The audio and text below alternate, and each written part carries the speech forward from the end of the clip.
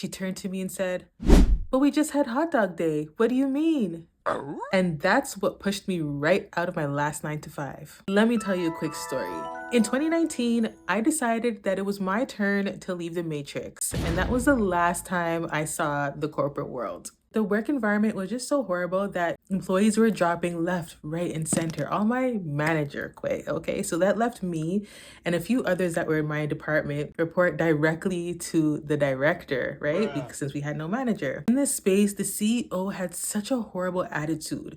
We could literally be walking, the only two people in the hallway, and just simply say good morning to him, and he would look up at the ceiling as he's walking. Like, my guy, what? Am I missing something? They say how it is at the top is how it trickles down to the bottom, right? And at the time, I just felt like I had enough because I wasn't eating and I wasn't sleeping because of the job. When I was getting sleep, I was having nightmares about the job. And I was like, God, why does society make us feel like this is normal when it's not? It is not normal to wake up every day of the week feeling like, damn, now I gotta go to work. No, God, please, it is not normal to feel like distressed and depressed over the experience that we have on a daily basis, right? Facts. And so I definitely was like, okay, no, I've had enough of this. It's time for me to step outside of bondage and find a new way. Me going to my HR was a way for me to be like, okay, somebody must understand what I'm going through. Somebody must be able to sympathize and like do something about the working environment. So I mustered up the courage. I was sweating from the armpits, and she was like, yeah, no, we just had hot dog day the other day. Like, we're trying. What do you mean? You serious? And I was like, girl, at the time I was even pescatarian. So I wasn't even eating meat. Like, what is hot dog day doing for anybody? Nothing. Hot dog day is not doing nothing for nobody. Another thing she said to me was, just come to work and mind your business. So that's exactly what I did.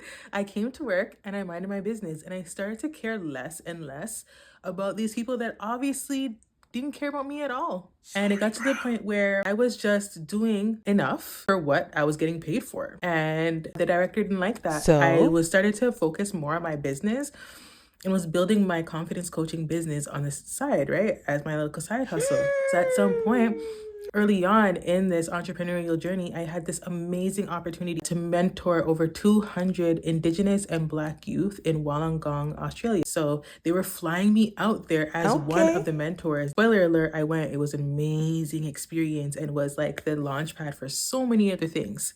And when I came back, the director pulled me into the office and is like, hey, Julissa, I'm highly concerned about your performance. So either you can decide that there's some things that you need more training on, or maybe this just isn't for you. But I'll give you some time to think about it. And I said, sir, respectfully, this place isn't for me. Nope.